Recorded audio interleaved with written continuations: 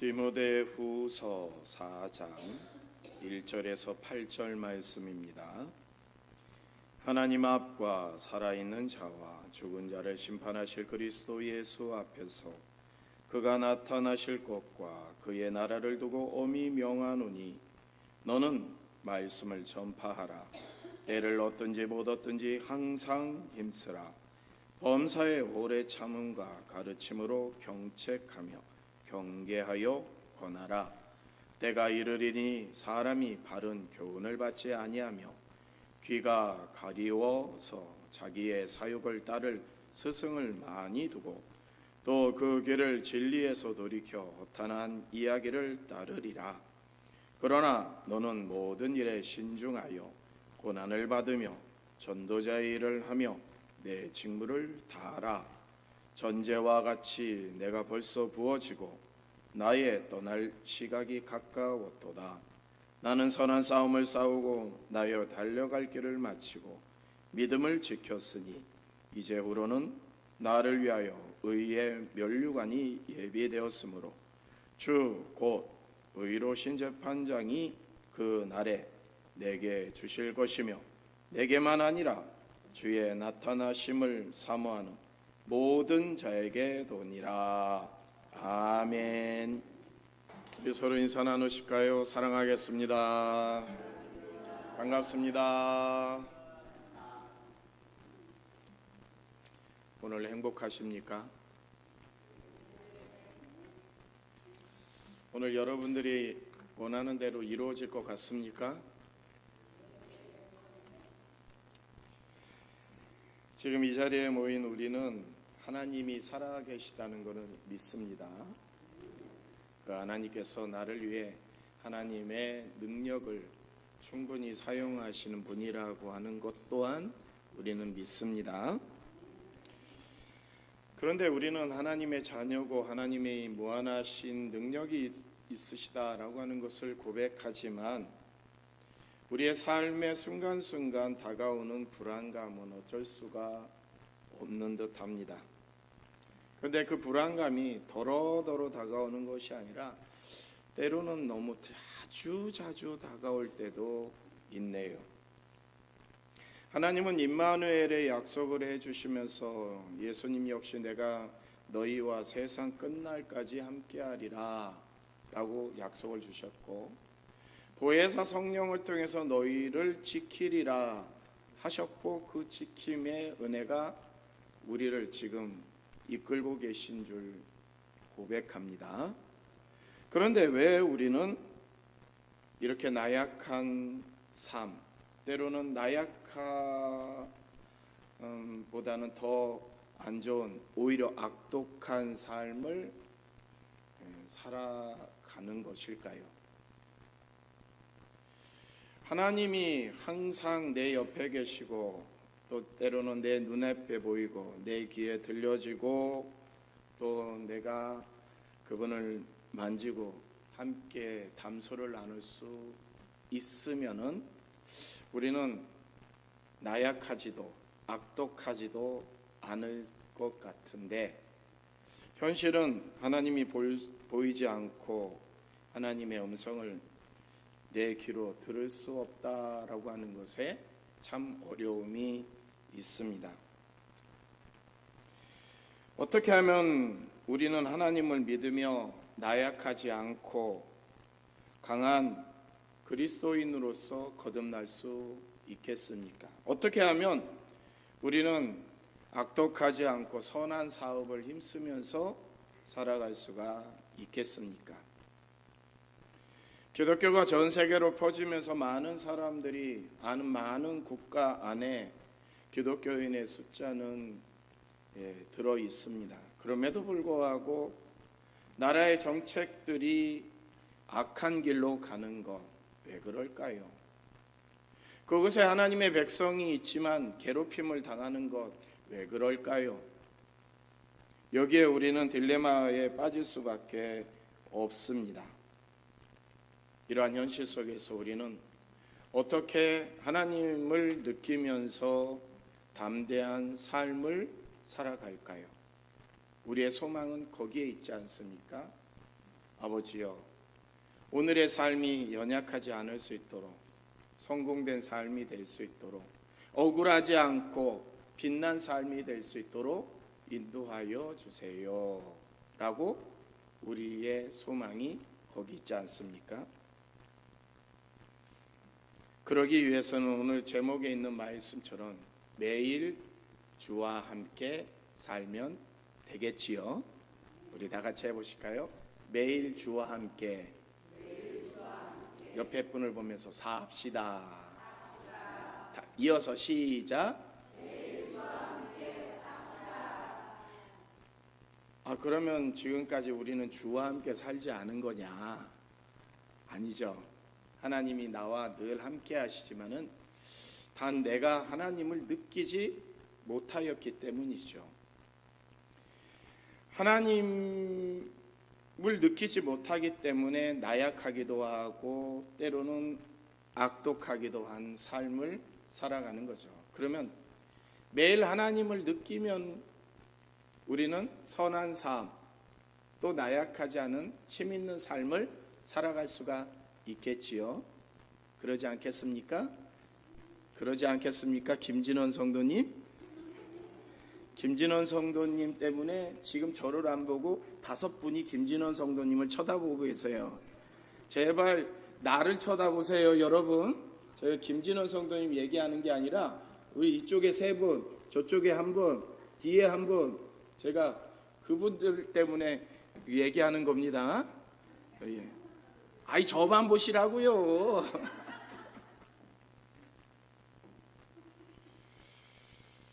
매일 주와 함께 살기 위해서 여러 가지의 방법이 있지만 가장 대표적인 방법은 종교개혁자들이 부르짖는 그러한 슬로건이었습니다. 그것이 뭐냐면은 코람데오입니다. 코람데오. 이 코람데오라고 하는 것은요, 종교개혁자들이 늘 고백을 했어요. 나는 지금 하나님 앞에 있습니다 라고 하는 거였어요. 나는 지금 하나님 앞에 있습니다 라고 하는 거예요. 내가 지금 하나님 앞에 있으니 내가 지금 이 억울한 순간에도 힘을 낼 수가 있습니다. 왜? 하나님께서 나를 위로하여 주시고 나의 길을 열어주시기 때문입니다. 이런 고백으로 나갔어요. 내가 지금 하나님 앞에 있으니 나는 거짓말을 할 수 없습니다. 악한 일을 할 수 없습니다. 남의 것을 빼앗을 수 없습니다 라고 하면서 선한 의지로 살아갈 수가 있었던 겁니다.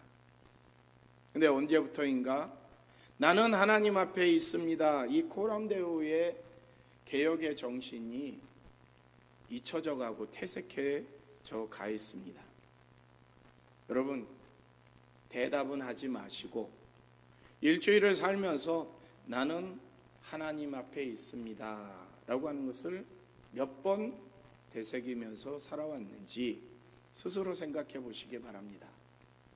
순간순간 내가 이거를 결정하게 될 때 하나님께서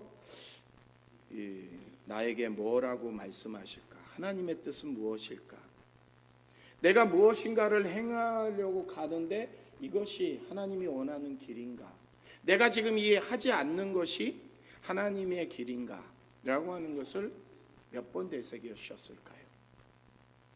아마 손꼽기가 힘든 분도 있으셨을 겁니다.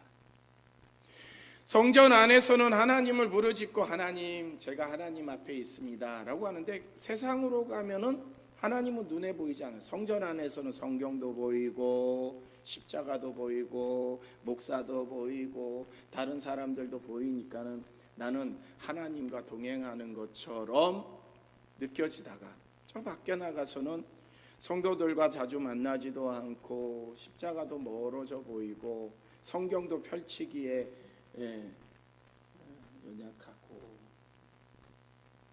이러니 내가 하나님과 늘 함께한다는 인식이 있을 수가 없는 것입니다.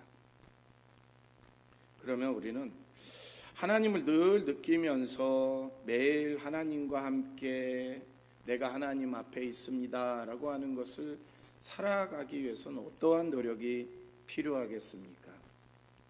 사도 바울은 그의 아들이라고 생각할 정도로 소중히 여겼던 디모데에게 편지를 씁니다. 이 편지를 쓸 당시에 사도 바울은 이것이 내 마지막 인생의 여정이겠구나 라고 하는 그러한 생각으로 정말 자신이 생각하기에 가장 중요하다고 생각하는 것, 내가 신앙생활을 하고 내가 전도생활을 하고 내가 교회를 관리하고 교회를 양육하고 하는 데 있어서의 가장 중요한 사항이 무엇인지를 아들이라고 생각하는 디모데에게 전해주기 위해서 편지를 쓴 것이 디모데 전후서입니다. 자신의 생을 마감하는 것을 이렇게 표현해요. 내가 이제 얼마 살지 못한다는 것을 내가 감지한다. 오늘 본문에는 그러한 표현이 있어요. 마지막 순간이 다가오는 것을 느꼈던 사도 바울은 자신에게 있었던 가장 중요하다고 하는 것을 디모데에게 전해 주는데, 그 핵심은 디모데야, 너는 늘 하나님과 함께 살아라 라고 하는 그러한 메시지입니다. 이것이 가장 중요한 메시지였던 겁니다. 여러분이 남길 유언의 가장 중요한 사항은 무엇일까요? 얘야, 싸우지 말고 큰아들은 집 갖고 작은 아들은 땅 갖고 어디는 선산에 있는 뭐 갖고 이렇게 하는 것이 중요한 게 아니에요. 내 아들과 딸들이 싸우지 않도록 재산을 분배하는 것이 중요한 게 아니라는 거죠. 중요한 거는 그 자녀들이 하나님과 함께하면 자동으로 싸우지 않습니다. 하나님과 함께하면 자동으로 사랑합니다. 하나님과 함께하면 인생의 목적을 선한 데 둡니다. 이것이 저와 여러분이 남길 마지막 중요한 당부가 아니겠습니까? 사도 바울도 디모데에게 이 당부를 합니다. 여러 가지의 목회적인 사항도 중요하지만 디모데, 네가 먼저 하나님과 함께 해야 된다 라고 하는 그러한 메시지를 주는 겁니다.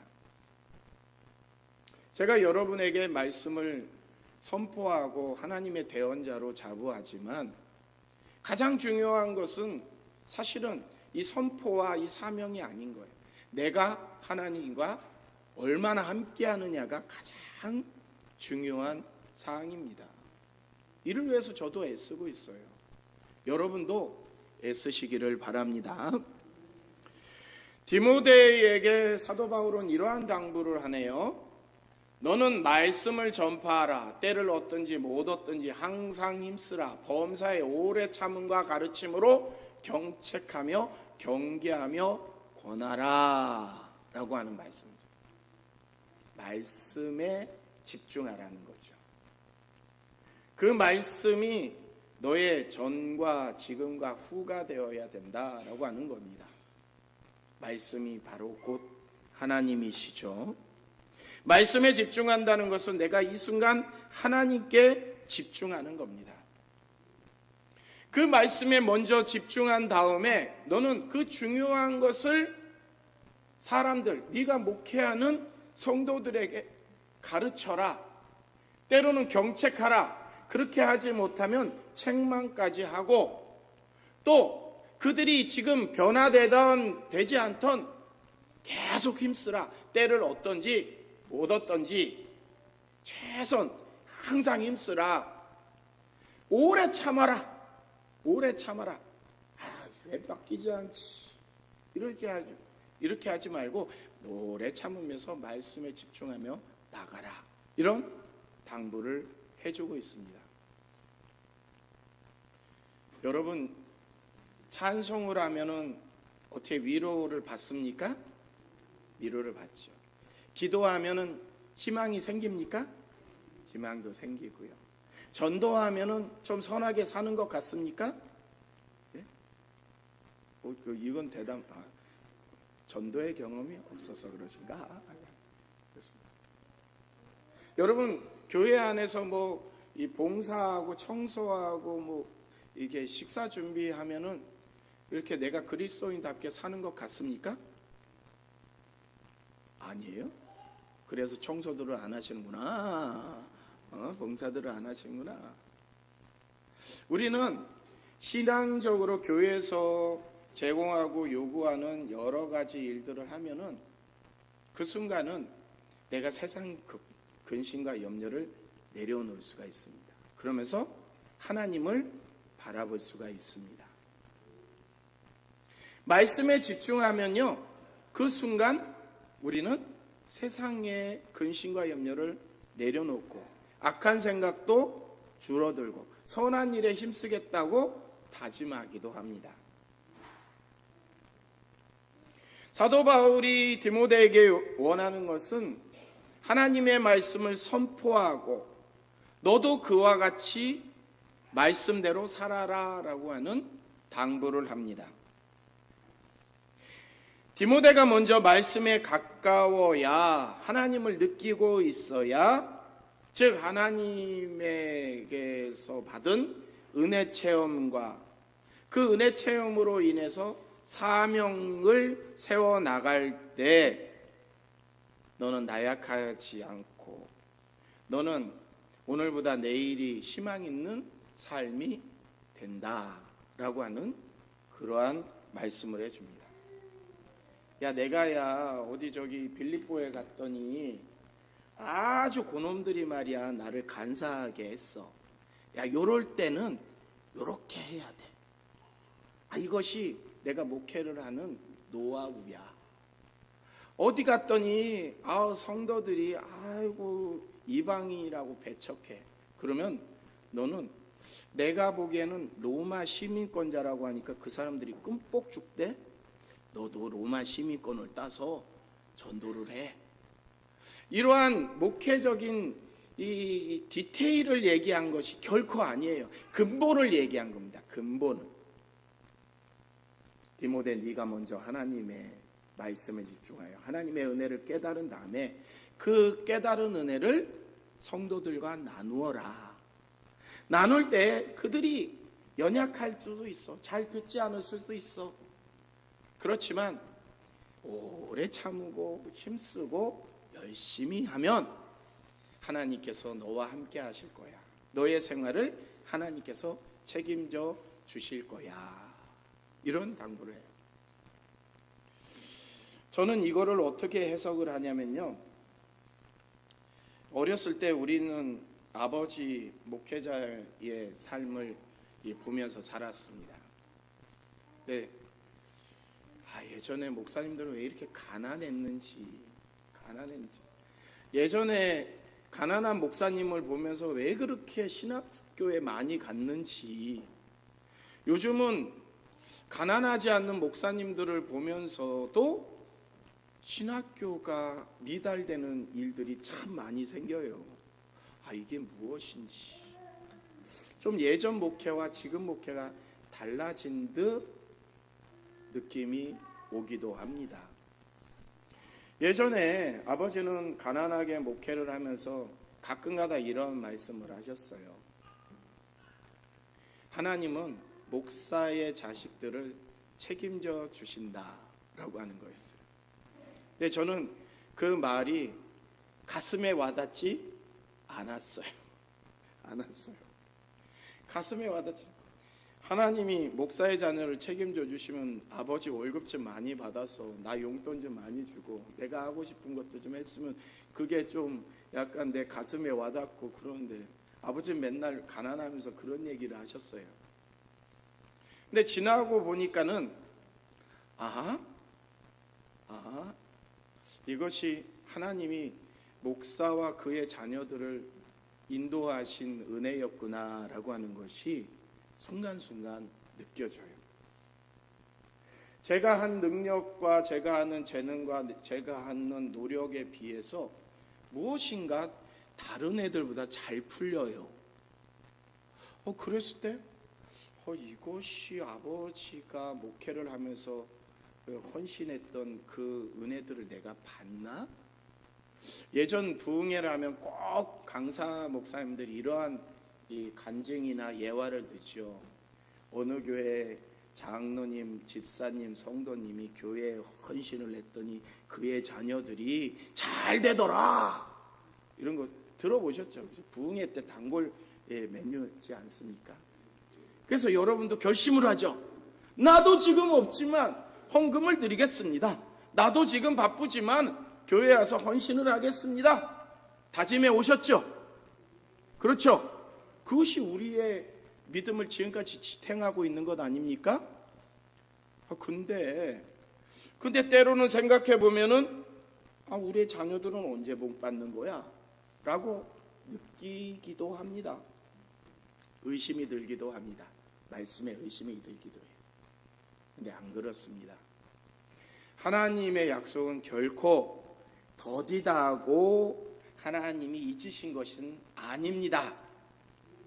하나님께서 내가 원하는 방향으로 응답되지 않으신다고 해서 하나님이 외면한 것도 아닙니다.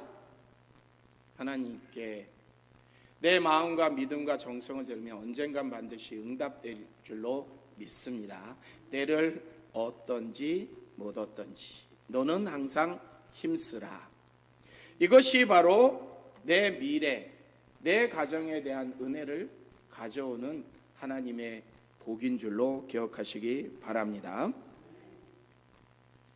시편에서 이런 고백을 하죠. 우리 같이 고백해 볼까요? 복 있는 사람은 악인들의 꾀를 따르지 아니하며 죄인들의 길에 서지 아니하며 오만한 자들의 자리에 앉지 아니하고 오직 여호와의 율법을 즐거워하여 그의 율법을 주야로 묵상하는도다. 그는 시냇가에 심은 나무가 철을 따라 열매를 맺으며 그 잎사귀가 마르지 아니함 같으니 그가 하는 모든 일이 다 형통하리로다. 아멘. 복 있는 사람은 여호와의 율법을 즐거워한다. 주야로 묵상하는다. 그러면 어떻게 되냐? 그가 하는 모든 일이 다 형통하리라. 할렐루야.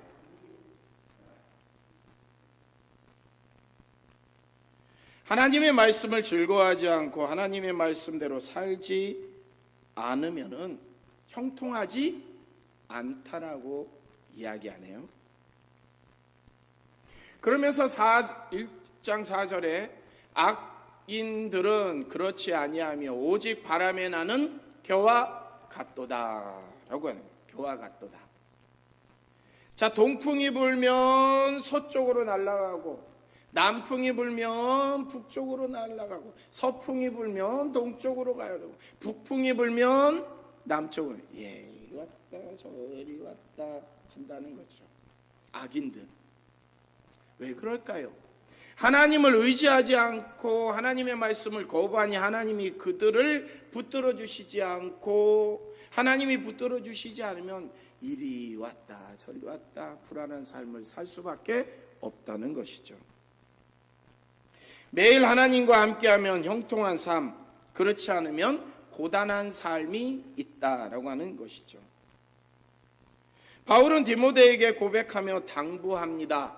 나는 선한 싸움을 싸우고 나의 달려갈 길을 마치고 믿음을 지켰다. 이제부로는 나를 위하여 의의 면류관이 예비되었다. 주 곧 의로우신 재판장이 그날에 내게 주실 것이다. 내게만 아니라 주의 나타나심을 사모하는 너에게도, 너가 가르치는 모든 성도에게도 주실 것이다. 이런 확언을 바울이 선포하고 있습니다. 디모데야, 주어진 사명에 최선을 다해. 너에게 주신 은혜, 주님이 주신 사명을 생각하고 그것을 위해 전심전력을 해. 내가 그랬어. 선한 싸움을 싸우고 달려갈 길을 다 갔어. 후회 없다라고 하는 그러한 고백. 아니, 누군가에게 자신을 나타낼 때 나는 하나님이 주신 사명을 위해서 후회 없는 삶을 살았어. 얼마나 치열했던 삶이야. 싸움이라고 표현하고 있습니다. 사도 바울의 그 복음 전하는 삶이 쉬운 삶이 아니었다라고 하는 것을 짐작하죠. 그러나 이것이 행복한 삶이었다. 이것이 하나님이 주신 힘 있는 삶이었기에 나는 그 사명을 완수할 수가 있었다라고 고백을 합니다. 아프리카의 유명한 선교사였던 리빙스톤은 하나님이 사람에게 주신 사명이 끝나기 전에는 절대 죽지 않는다라고 했어요.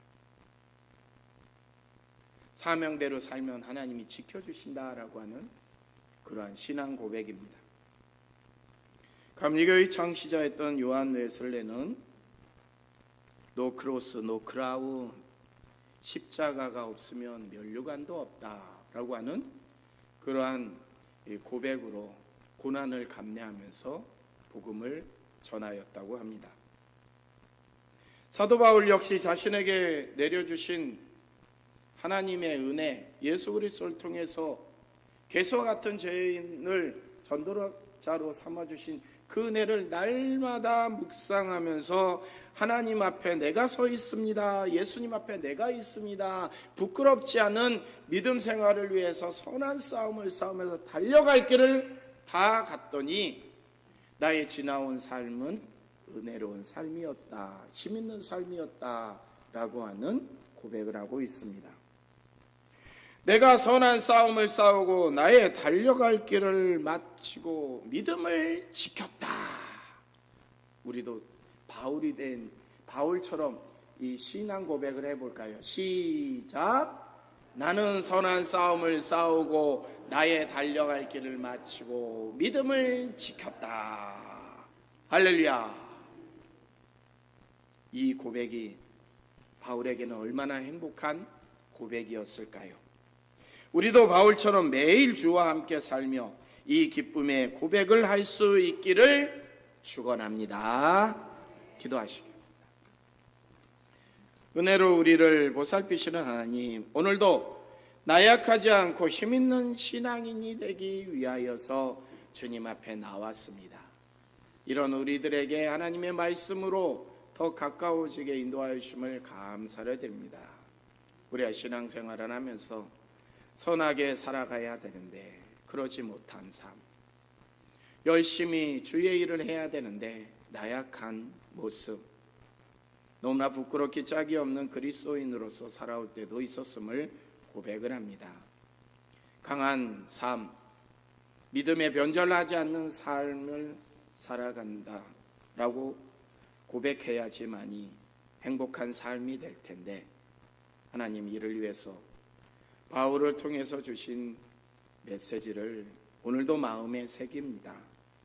바울처럼 달려갈 길을 다 간 다음에 행복한 삶이었습니다 라고 하는 고백을 할 수 있도록 오늘의 삶을, 내일의 삶을 지켜 주시옵소서.